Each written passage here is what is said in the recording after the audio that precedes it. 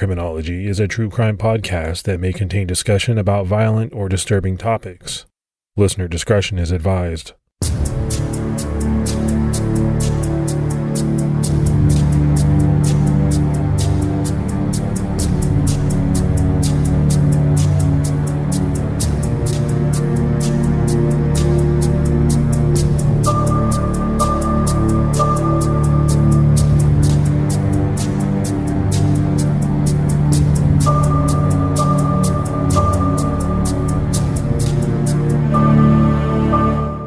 Everyone, and welcome to episode 76 of Criminology. I'm Mike Ferguson.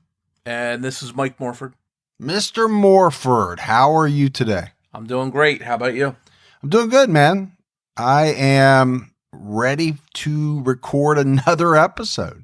You know, I think I've talked about this before, but the recording of the episodes and the talking and you know, going through the case, that's the best part for me.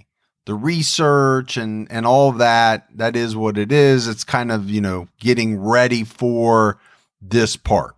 Yeah, all that fact finding and researching and checking stuff out comes together and you get to hear what it sounds like in the episode. So before we jump in, let's do our Patreon shout outs. We had Rosemary Robertson, Kimmy Kearns, Nick Reynolds, Terry Timlett, and Deborah McGlynn. So big thanks to all the new Patreon supporters, and a big thanks to all the people that continue to support us month after month. Thanks for all that support. It's amazing as always. And if you'd like to help support Criminology on Patreon, you can do so by visiting patreon.com/criminology. All right, Morph, let's dive right in. We're talking about Tom Steeples. Tom Steeples was a Nashville businessman who murdered a bar owner in 1993 and a newlywed couple in 1994. But before he could stand trial for both of these cases, he killed himself. He overdosed on cocaine. There is an unsolved 1992 Georgia case that bears striking similarities to the newlywed couple's murder. So people have asked the question, was Tom Steeples responsible for that attack as well? It's one of the big questions about this guy. Was he a serial killer?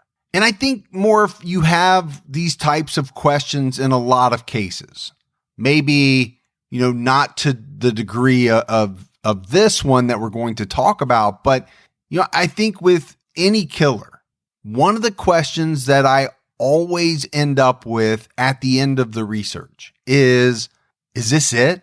Is this all they did? And I say that, and that sounds horrible. Is this it? Because, you know, most of these people commit such heinous acts, but it's the question of how much more did they do? How much carnage did they leave behind that nobody knows about? The police never figured it out. The perpetrator never, you know, admitted to X number. You know, I always leave these cases thinking, wow, this person probably did so much more, committed so many more crimes than what we're talking about, because obviously we can only talk about what is known. Yeah, I think it's pretty evident that this guy, Tom Steeples, as we'll dive into, wasn't a nice guy, and he was involved in a series of murders. And the question, as you mentioned, how many more are out there that we don't know about? These are the ones that they connected him to. And when we use the term serial killer, everybody immediately thinks Son of Sam, Zodiac, Ted Bundy, these massive victim counts, and they're well known. Here's a guy that sort of slipped under the radar. A lot of people don't know his name, but he still may very well be a serial killer.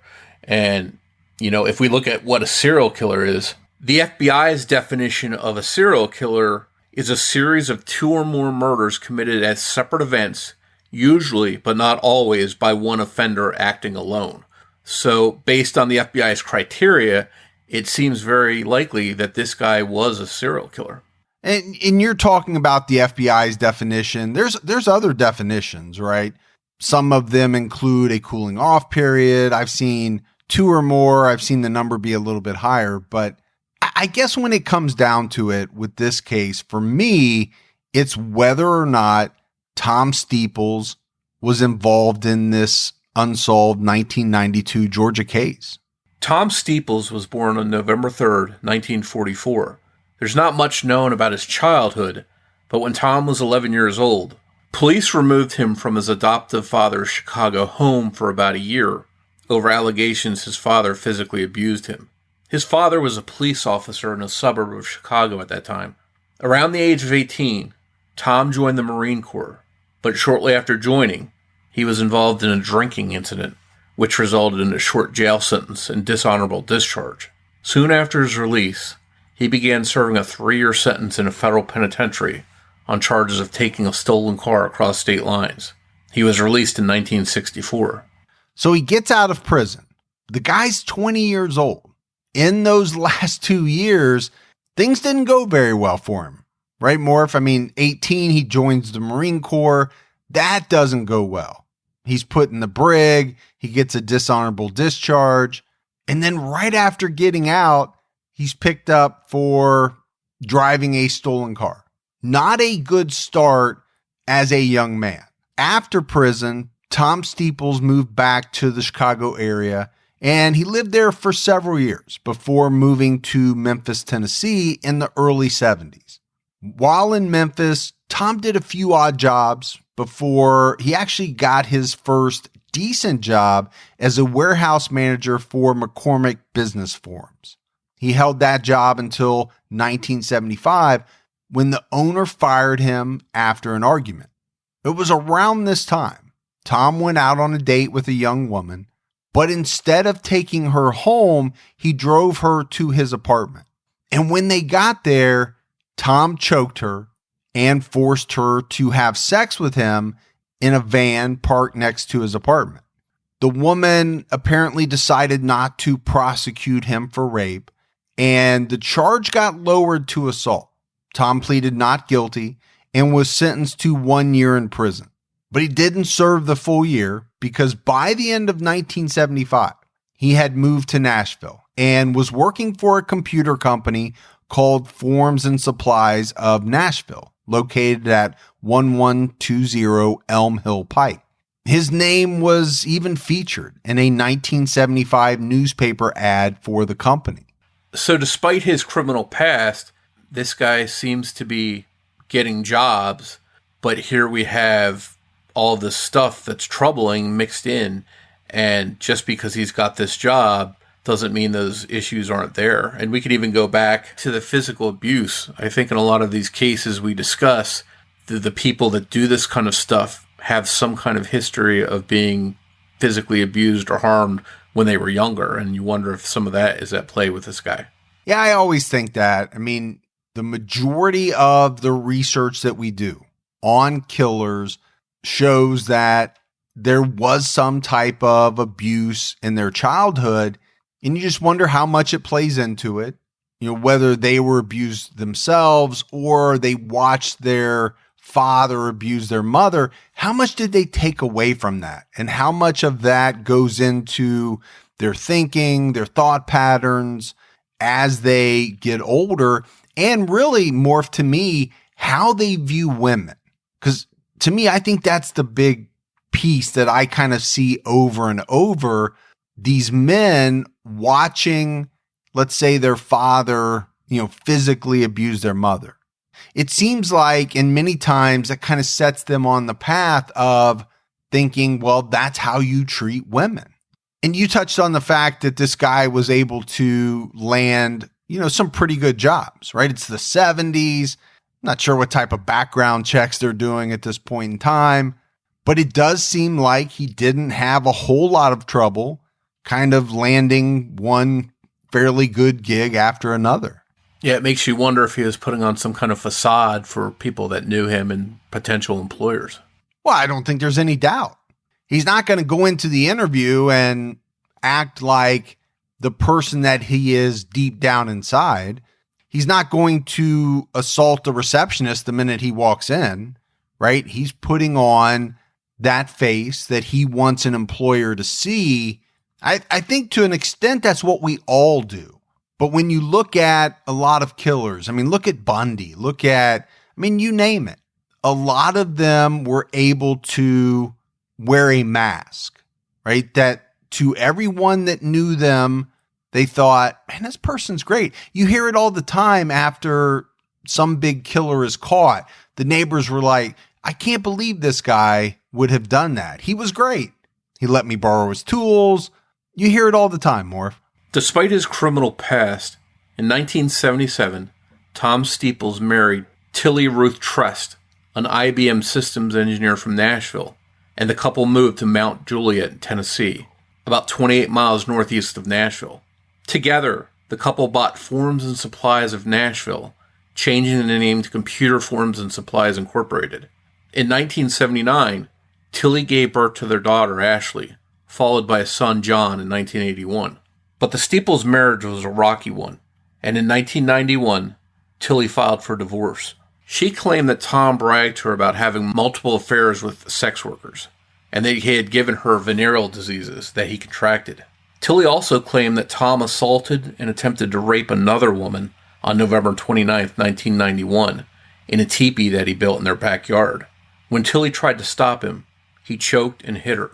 So for all the women out there, if your husband builds a teepee in your backyard, that's a red flag. There's something going on, maybe, possibly, check into it. Tilly got a temporary restraining order against Tom, blocking him from any contact with her and the kids, as well as their computer business. Not long after this, Tilly found several suicide notes from Tom in their Mount Juliet home. The day she found these notes, she also found her husband in a second home that they owned in Donaldson. He was sitting in his truck with a hose running from the exhaust pipe into the cab while the engine was running. So she called the police. And when the police got there, Tom ran from the truck to the back of the house. Now, eventually, Tilly dropped the divorce petition, claiming that she and Tom had reconciled. But a year later, the couple's troubles worsened when Tom started using cocaine. Not only that, but he started gambling and ended up losing large sums of money on video poker at the Corral Club. The Corral Club was owned by a man named Ronnie Bingham. Sometime after 3:30 a.m. on October 17, 1993, Tom walked into the Corral Club with a .38 caliber pistol and shot Ronnie to death. Afterwards, Tom doused Ronnie's body with gasoline and set the bar on fire. When police arrived at the crime scene, they found Ronnie's body sitting upright in a chair. Police believe Tom's motive for killing Ronnie was to get out of paying the large gambling debt. Police arrested Tom shortly after and charged him with criminal homicide. He pleaded not guilty to the charge, and his attorney, Ed Yarbrough, claimed the detectives had a weak case based on circumstantial evidence. Tom Steeples was released on a $150,000 bond, and on March 7, 1994, he entered the Stagecoach Lounge, where a chance encounter would change the lives of two families forever. It was at the Stagecoach Lounge where Tom met Rob and Kelly Phillips. Rob and Kelly Phillips were young. They were in love. They had recently been married.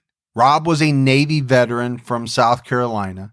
He was an auto mechanic by day and an aspiring country singer by night. Friends described him as a polite, well-behaved man who loved his music. Kelly was described as extremely kind. She was an attractive woman who made ends meet by working as a waitress and a catering manager for a local catering business.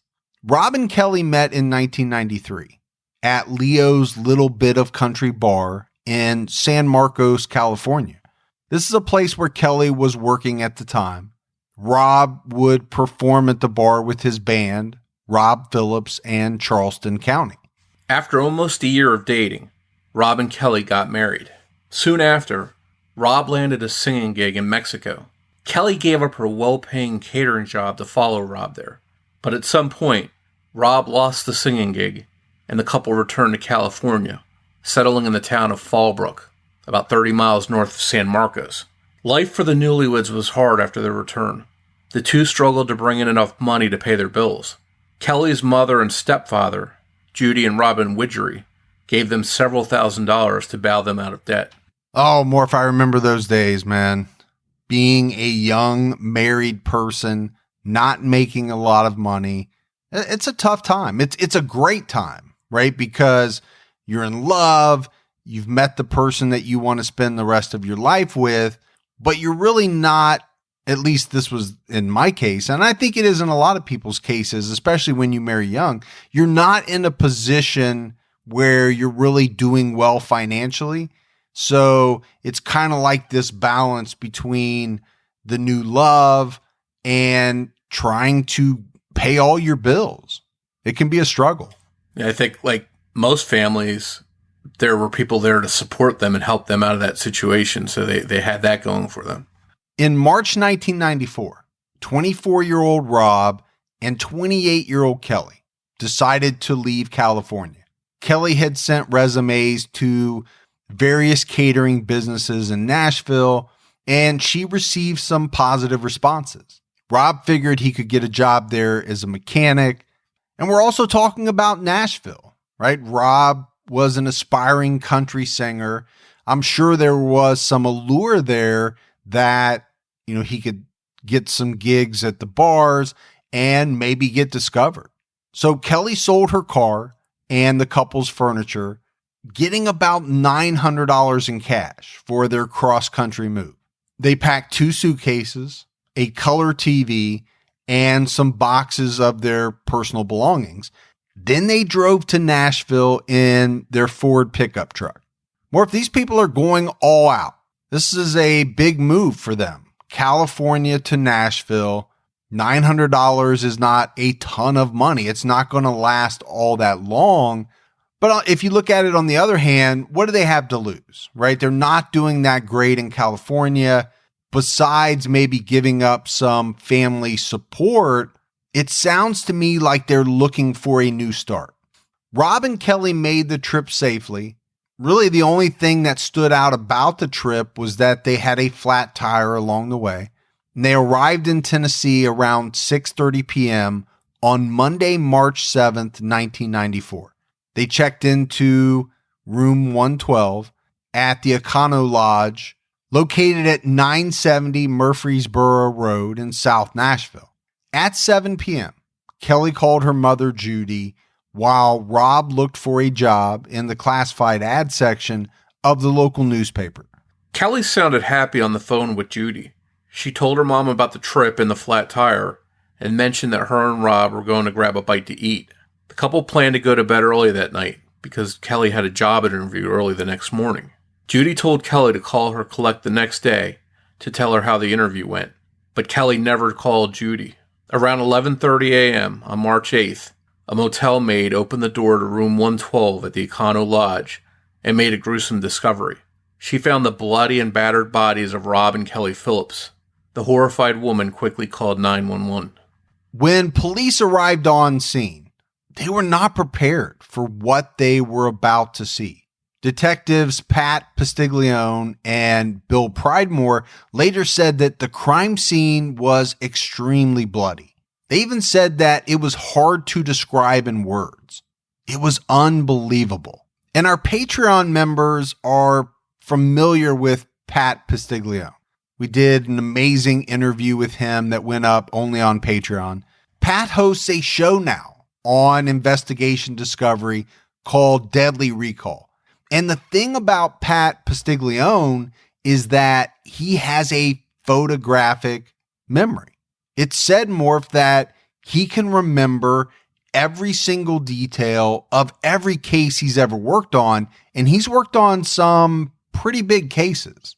Yeah, unlike Pat Pastiglione, I don't have a great memory, but I have a good memory of that conversation with him, and it was very impressive, some of those details that he can pull back in his memory and just relay them to you with no issues at all. And you wonder in a case like this, if that kind of memory is really an invaluable tool for an investigator.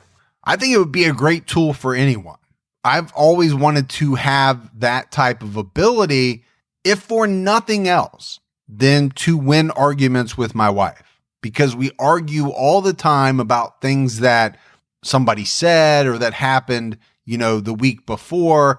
My memory is a little fuzzy on it, so I'm not always able to, win those arguments. But if I had a photographic memory, I couldn't lose. The Shaw Festival presents the most beloved musical of all time, My Fair Lady. This is the story of Eliza Doolittle, the Cockney flower girl who Professor Henry Higgins bets he can turn into a lady. Don't miss My Fair Lady, a wonderfully lavish and loverly production. This year at the Shaw. For best seats at best prices, go to shawfest.com. But back to this crime scene. There was no sign of forced entry into the room. Rob and Kelly were both tied to the bed. Their skulls were crushed, and it was later determined that they were punched repeatedly, and ultimately both struck with some type of hard object. This was extremely brutal. Both Rob and Kelly were beaten beyond recognition, and it was determined that Kelly had been raped. The couple's TV was still in the room, but some of their other items were missing. Kelly's diamond earrings that she always wore, her blue turquoise ring, and some other jewelry was missing. Also missing were some pots and pans and a mixer. But the mixer's two beaters were still in the room. So the mixer itself is gone, but the beaters that go with it were left in the room. It also appeared that the killer stole Rob and Kelly's cash. So you take this crime scene as a whole. Obviously, two extremely brutal murders, and police theorize that the motive for the murders was robbery. Yeah, some of those things that were stolen don't seem like typical things that a thief would target. If it was a safe or large sums of cash, that kind of stuff. But pans and pots and mixers, it just seems weird, the stuff that was taken. Yeah, I was thinking the same thing, Morf. I get it. $900 in cash or whatever the amount was, right? By the time they landed there in Nashville, a robber is going to take that, no doubt. Diamond earrings, rings, other types of jewelry, that's easy to take. But a mixer with none of the beaters, pots and pans. What kind of robber takes pots and pans? That type of stuff just doesn't make sense. As far as I know, there's not some big black market for pots and pans and mixers. It doesn't seem like the usual items that are taken in a burglary. Through the investigation, police learned of the Phillips' whereabouts on March 7th after Kelly spoke with her mother on the phone. First, Rob and Kelly ate dinner at a fast food restaurant on Murfreesboro Road. Then they went to Big Jim's Stagecoach Lounge, located at 870 Murfreesboro Road, about 2 blocks from their motel. Witnesses at the bar told police the couple was drinking coffee and talking to a man who was drinking alcohol. Nothing seemed out of the ordinary. Before Rob and Kelly left the bar, Rob got up on stage and sang the song "Killin' Time" by country singer Clint Black. While the bar stayed open until 2 a.m., police said Rob and Kelly were back in their motel room by midnight. And I know more if you have no idea who Clint Black is, you don't like country music, you don't listen to country music. I think we've been over that before, right? I know who Clint Black is. Oh, you do? I do. I have older relatives that listen to Clint Black. Oh, okay. I like the way you throw that in there. I have older relatives that listen to Clint Black. Hey, I'm just saying. In the 90s, in the time frame that we're talking about, Clint Black was a huge deal. One of my favorite country singers. And actually that song is one of my favorites. Are you going to sing a verse from it for us? I would sing it for you now, but I think it would destroy the flow of the podcast. So I will refrain. So it sounds to me like the authorities have a pretty good idea, right, of what Rob and Kelly were doing up until about that midnight time frame. It's after midnight that things get kind of murky.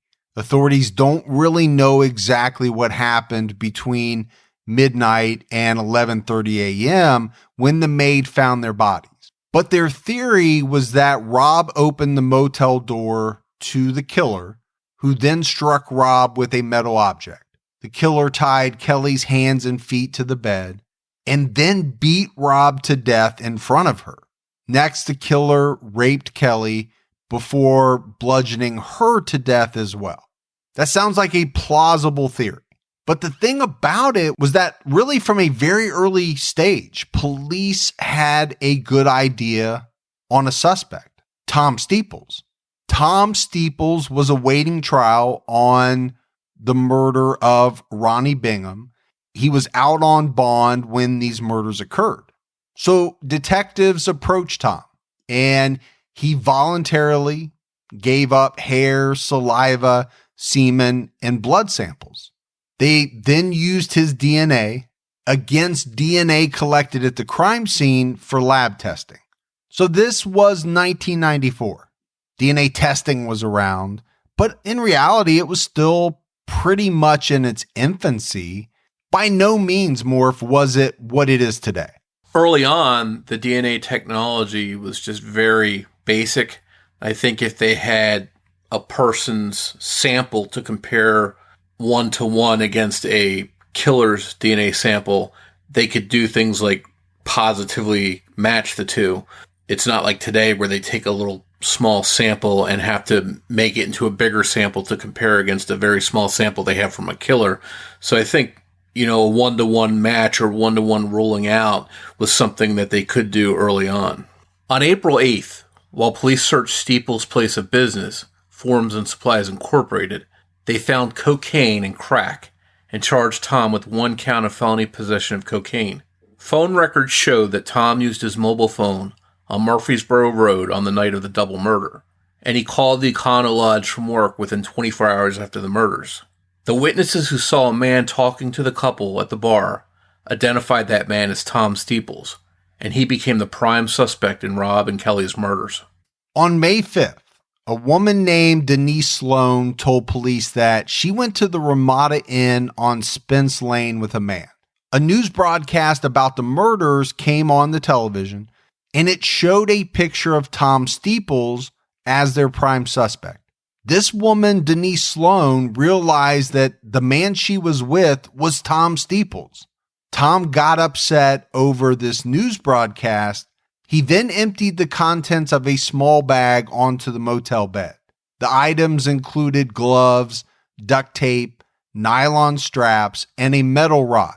This woman was frightened, and she had very good reason to be. So Denise told the man that she was going to get a drink, and she left the room.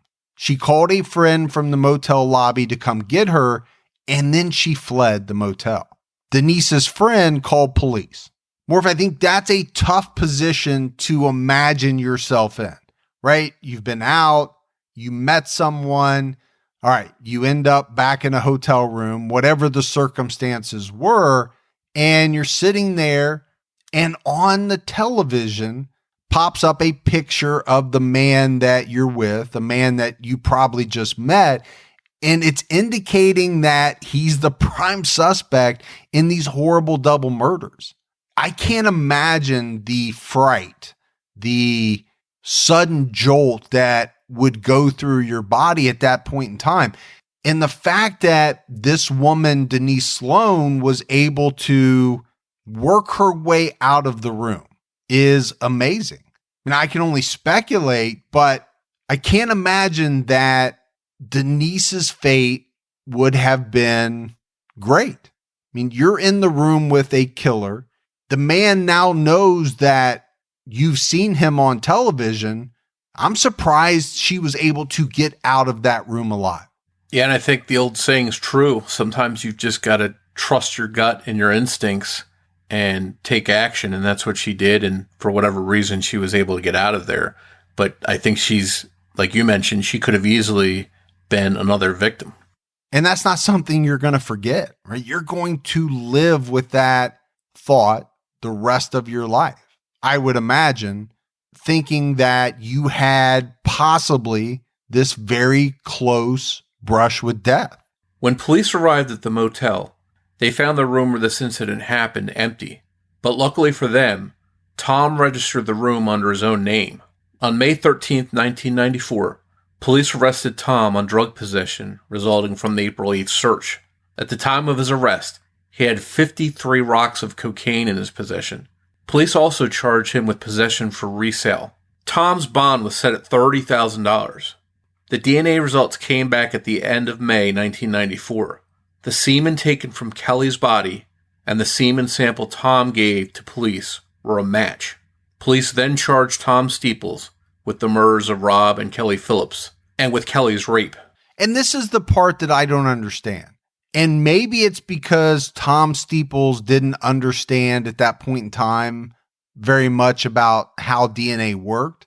But the fact that he would voluntarily just give up all these samples, hair, semen, saliva, you name it, he must have known that he left evidence inside that room and it was going to come back to him. I just don't get what the thinking there was. It wasn't like he gave the samples and then, took off. He stayed around town. And we mentioned this was early on in the history of DNA use. So maybe he just didn't have that understanding of how the whole process worked and how easily police would be able to connect those murders to him. We mentioned early on in this episode a murder that took place in October of 1992 in Georgia. There were some striking similarities between the murders of Rob and Kelly Phillips and this murder that took place in Georgia. Some facets of the murder that took place in Georgia had investigators wondering if the two cases were related. 22-year-old Heather Uffelman of Erin, Tennessee, and her 21-year-old fiance, Jeremy Rolfs from Illinois, were both seniors at Middle Tennessee State University in Murfreesboro in fall of 1992. Heather was born on December 17, 1969, to Osmond and Helen Uffelman. She came from a large family with 4 older sisters and 1 older brother. Heather had a job at a radio station, WMOT, and as a tutor at Middle Tennessee State's Development Writing Lab. She was a good student and a compassionate person. Heather was majoring in English at MTSU and about to receive her degree. Jeremy Rolfs was born on January 28, 1970, and had 1 sister. He was an energetic student at MTSU and went out of his way to get the job done. He worked for about 6 months at the Halsey Company in Nashville, a group that made music videos. I think his intention was to stay there, work there after graduation. In October 1992, the Halsey Company was trying to sell a computer system called the Apple Quadra 950, and they placed an ad in a trade publication. A man named Tom C. Johnson answered the ad, saying that he was a freelance computer programmer and database consultant. He and Jeremy agreed to meet at a motel in Marietta, Georgia. One source said that Jeremy met with Johnson several times prior in Murfreesboro, Tennessee, to negotiate the sale of the computer for around $31,000. So Morf, not sure what type of computer this is, the Apple Quadra 950, but it just goes to show you, what computers cost back in the day. Now, this was 1992. This must have been a pretty, technologically advanced or a big computer, because even in 92, computers didn't cost $31,000. Personal computers, anyway. I remember having an Apple II something. I can't remember the exact name of it. When I was in high school, that would have been, let's say 89, 90. And I know for a fact it didn't cost $31,000 because my parents didn't have $31,000. Yeah, it's sort of makes you think when this technology first comes out, it's like the televisions even where they're, $5,000 or some astronomical amount. And then a couple years later, they're $799. The technology, as it becomes more readily available, it comes down in price. Heather was worried that Jeremy would fall asleep while driving because he had recently worked long hours. So she changed her schedule at the radio station to accompany Jeremy on his trip. Jeremy and Heather arrived in Marietta around 7:30 a.m. on October 24th, 1992, and checked into the Knights Inn, located at 2500 Delk Road. They were to meet Johnson that morning in his motel room. When the couple met up with Johnson, he told them that his business partner would be joining them in about a half hour. So to kill some time, Jeremy and Heather went out for breakfast. Then around 8 a.m., Johnson suggested to Jeremy that they load the computer into his car while they waited for his business partner. After that, Johnson, Jeremy, and Heather went to Johnson's motel room and chatted for about 20 minutes. It was around this time that Jeremy began to get impatient.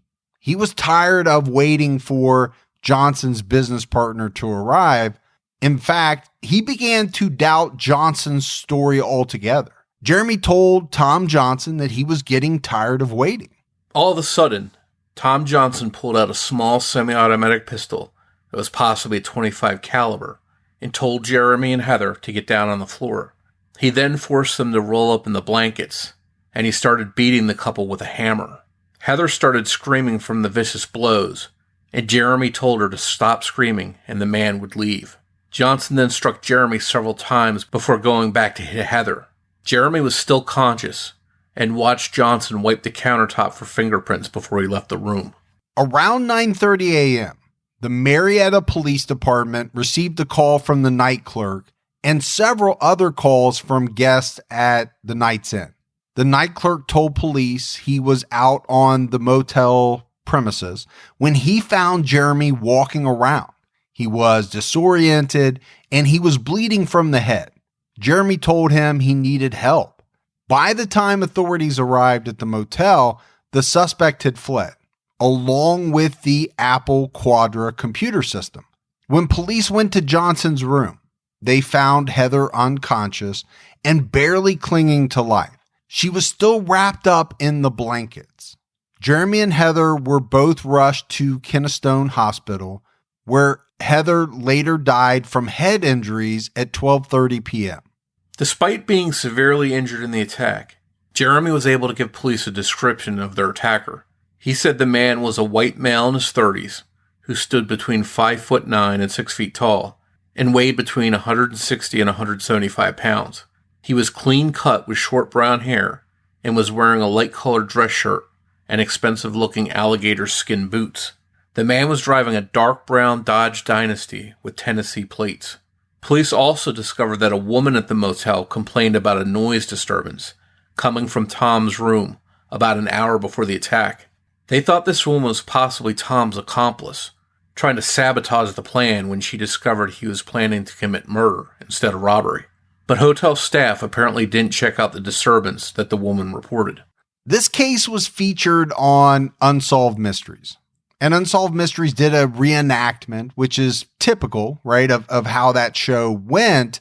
I think more if this was a particularly memorable episode because of the way that it unfolded, the brutality, just everything about it. Investigators told the show in April 1994 that they believed that Tom Johnson pulled a similar scam just 1 week before Heather's murder, but he never showed up for the appointment. Authorities said at the time that the motive for the attacks was robbery. It was determined that Heather had not been sexually assaulted. Jeremy was released from the hospital on October 28th, 1992, the very same day that Heather was laid to rest. Based on his description of this man, Tom Johnson, police released a composite sketch to the media, hoping that someone would recognize the killer. But no one ever came forward. Around this same time, the MTSU Foundation set up a scholarship fund in Heather's memory. And I think we have to talk about this composite sketch just for a minute. You know, Morf, and I think I've told you this before, I'm not one that looks at a lot of pictures versus composite sketches and thinks, oh yeah, that's that same person. For some reason, I guess my mind doesn't work that way. I oftentimes don't see the similarities, but when you look at the composite sketch next to a picture of Tom Steeples, they are eerily similar, very similar in my mind. And maybe, we'll put those up on our Facebook page. That's different for me because, like I said, I just don't normally see the connection a lot of times, but I definitely see this one. In December 1992, Jeremy Rolfs wrote a piece for the Tennessean in their Nashville I section called When It Happens to You. Here's an excerpt. You may have heard that Heather Uffelman, the woman I was planning on spending a full and wonderful life with, died from her wounds. You may have said to someone you love, that's terrible, and then turn the page. News is more than what you read. News is more than the images of police and ambulances you see on TV, more than official statements read by a newscaster. News is about people who used to say, it could never happen to me. And how true is that? I mean, we all read horrible things every day in the news. And I think a lot of times we think that same thing. That could never happen to me. I don't know, maybe that is changing now in the world we live in. A lot of people we hear from say, listening to true crime podcasts or watching true crime things on TV has made them much more aware of the things going on around them in their life. I think that's a good thing. But this piece by Jeremy Rolfs says it's heartbreaking to be involved in something like this where the woman you love or the man you love, either way, dies and you survive. That would be horrible for the survivor. It is. And that's something that Jeremy had to carry with him for the rest of his life. And it wouldn't be easy. Jeremy struggled for years after losing the love of his life, Heather. And sadly, tragedy would find Jeremy once again. On March 31st, 1997, Jeremy was killed in a car accident in South Africa while doing volunteer work for the Peace Corps. His mother was with him, but she survived. The driver of the vehicle had fallen asleep at the wheel and hit another vehicle head on. Jeremy was buried in Forest Park, Illinois. And Morf, I think when you look at this piece of the case, the incident in Georgia with Jeremy and Heather, and you look at them as people, you really get a sense, right, of what type of people Heather and Jeremy were. They were going to school. It sounds like they were ambitious, but above that, they were a friendly, gentle, loving couple. And then you talk about Jeremy after he's lost Heather. He's over in South Africa working for the Peace Corps, giving back to humanity when he's killed. It's tragic all the way around, the whole thing. I think one thing that's sadly ironic is one thing that they both shared was a love of technology and computers, and ultimately that's what led to them being attacked and led to Heather being murdered. We talked earlier about how police would eventually notice similarities between these two cases that we've talked about. After the brutal murders of Rob and Kelly Phillips, police looked into the possibility that Tom C. Johnson was actually Tom Steeples. By June of 1994, Nashville police told the media they did not believe the two cases were related, saying the physical descriptions of both suspects were totally different. Additionally, Tom Johnson was in his 30s, whereas Tom Steeples was almost 50. Yeah, so I think the physical description maybe put the police off. It's a big difference, right? 30s, 50s. But I will say this, Morf, there are some people that you really have a hard time pegging their age. People that are, in their late 40s, but look 30. That happens. And I don't know, I go back to the known picture of Tom Steeples and the composite sketch made from the murder in Georgia. They look very similar to me. And I think that when you compare the crimes, the attacks in the hotel rooms, the fact a car with Tennessee license plates is seen leaving the scene, it makes you wonder if there is something to it, some possible connection, and if Tom Steeples was Tom Johnson. Despite the differences, it's hard to ignore the similarities between these two cases. You have two young couples robbed. viciously beaten in motel rooms. Both assailants were named Tom, and in the computer business. Also, it's thought both assailants were from Tennessee. I think the problem is police had no evidence connecting these two crimes together. And then meanwhile, back in Nashville, Tom Steeples was sitting in a jail cell on murder and rape charges in the Phillips case. Now, don't forget, he's also awaiting trial for the murder of Ronnie Bingham. Ed Yarbrough, who was representing Tom in the Bingham case, declined to represent him in the Phillips case. Then on August 9th, 1994, a judge allowed Yarbrough to withdraw from defending Tom in the Bingham case altogether. So something's going on there, Morv. Yeah, you wonder if there's some kind of conflict, or he just doesn't believe the guy is innocent and he doesn't want to represent him if he feels he's guilty. Yeah, we don't know what it was, right? Couldn't find anything concrete as to why he did not want to represent him, but there's no doubt he didn't want to. 2 days after Ed Yarbrough withdrew from representing Tom Steeples, Tom was found unconscious in his cell at Metro Jail at around 3:50 p.m. Metro Jail is a maximum security facility. Officers and medical staff performed CPR, and Tom was then taken to Metro General Hospital, where he died from cardiac arrest at 4:25 p.m. Toxicology reports later showed that his blood cocaine level was about 70 times the toxicity level of the drug and 34 times the level found in most cocaine overdoses.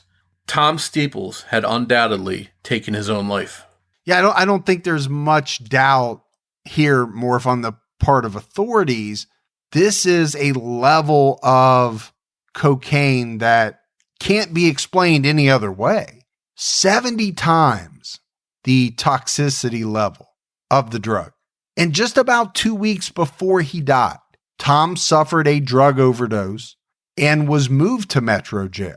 His wife, Tilly Steeples, was ultimately charged with arranging to deliver cocaine to Tom between July 26th and August 10th.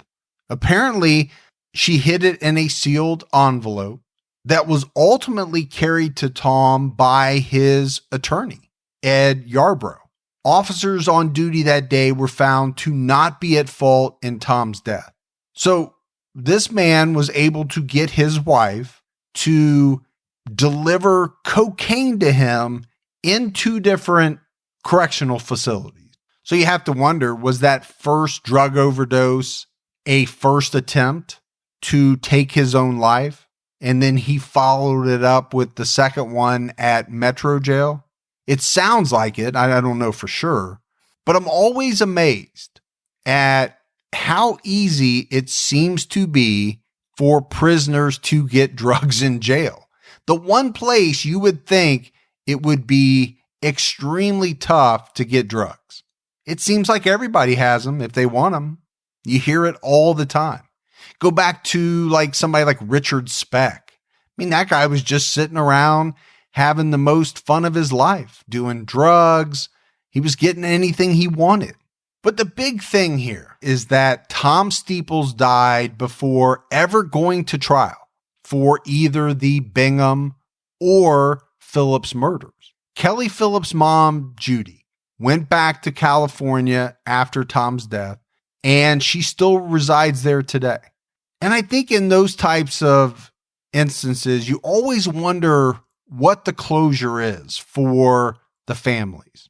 I mean, they know this guy died. They know that he killed their family members, but technically, Morf, a jury never pronounced him guilty of the murders. You just wonder what type of difference that is when it comes to the victims' families or the victims themselves that survived. It's like that old saying, you're innocent until proven guilty in a court of law. And technically, although police think he was the guy, he was never proven to be. So is it better to get a guilty verdict and then have the person that murdered your family member sit in a prison cell, let's say for the rest of his life? Or is it better for that person to be dead, but technically never be convicted of the crime? I don't know. I I mean, I guess that would depend person to person. Police never found Tom C. Johnson, and there's never been an arrest in Heather Uffelman's murder and Jeremy Rolfe's attack. Police have never connected that case officially with the Phillips case. Heather Uffelman's murder remains unsolved and open today. In April 1996, Tilly Steeples was charged with the murder of her husband and accused of supplying Tom with cocaine 2 weeks before his death. However, the murder charge was dropped a few months later, and Tilly pleaded no contest to the charges of smuggling cocaine to her husband in exchange for a lighter sentence. A former inmate of Tom's, a guy by the name of Michael Evans, testified at Tilly's 1996 trial that he received a package containing underwear, socks, and a sweatsuit that was delivered to the jail after he had spoken to Tilly on the phone. Evans said that he told Tom where the package was and then went to take a shower. 2.5 hours later, Tom was dead. Another witness that testified against Tilly Steeples was a man named Dan Van Loon. He worked for Tilly at the computer business that she still owned at the time of her trial. So apparently Tilly asked this Dan Van Loon how much cocaine it would take to kill a person.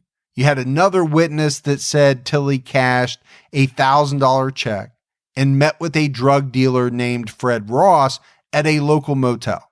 Tilly denied all of this when she took the stand and testified. At the sentencing hearing, Tilly claimed she was falsely accused of the crime and that police had a vendetta against her. Her lawyer said she should not have to serve any time in prison because she was a victim of severe physical and mental abuse at the hands of her husband. However, Tilly was sentenced to 6 years in prison. The previous summer, Tilly filed a lawsuit against Metro Jail for failure to watch and supervise her husband. She claimed that if they had, he would not have been able to ingest the cocaine. In 1998, Tilly filed and lost an appeal, but she was paroled on November 24th, 1999, after serving only 9 months in prison. But her legal troubles were far from over. On November 11, 2002, Tilly and her then partner, David Raby, were indicted on federal charges stemming from a major multi-state internet scam they ran from a Mount Juliet, Tennessee home. The couple owned 800america.com, and they cheated the company's investors out of millions of dollars. 2 days later, the SEC filed a civil enforcement action against the pair.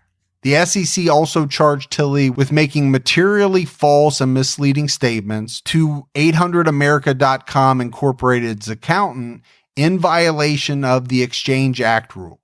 Raby was ultimately convicted and died in prison in 2005. Tilly was sentenced to 70 months in prison and 2 years supervised release and ordered to pay restitution in the amount of over $9 million. After Tilly got out, she remarried, and she currently resides in Mississippi.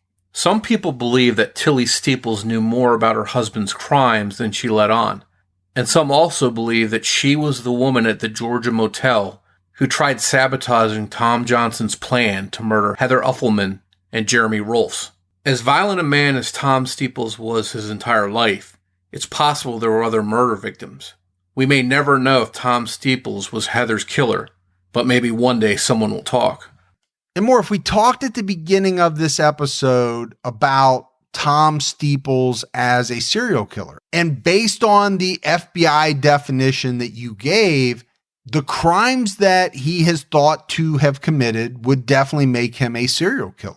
But I think in wrapping up this case, it's definitely a strange one, right? Tons of evidence against Tom Steeples in the murders that he was charged with, but he died before he could be convicted. And I think anytime you have that happen, it's a very strange situation. You're basically saying this guy was a murderer, he was a bad guy, but a court of law never really said that he was, right? A jury of his peers never convicted him. It always is strange, I think, when this situation occurs. And then you have the murder of Heather Uffelman in Georgia. there's so many things about that case that lead many people to believe that Tom Johnson was really Tom Steeples. The motel, the computer angle, the composite sketch. Now, you have the big difference in ages. We talked about that. But again, I think some people sometimes get ages incorrect. So I don't know. It's a fascinating case. It's horrible.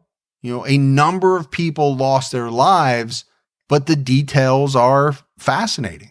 And the sad thing is that barring new evidence coming to light or new witness coming out of the shadows, there's a good chance that some of these cases we discussed today won't have any kind of finale to them.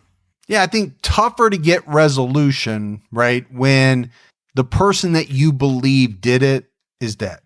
Because even if, let's say, some DNA came to light that we don't know about, or somebody came forward, let's say Tilly came forward and said, yep, this is what happened. In the case of Heather Uffelman, what are they going to do? The man is dead, has been dead for, a good number of years. Where's the finality? But that's it. That's the case of Tom Steeples. If you love the show and you haven't done so, go out, give us a 5-star rating. You can leave a review if you want, and keep on telling your friends. That goes a long way towards helping people find the show.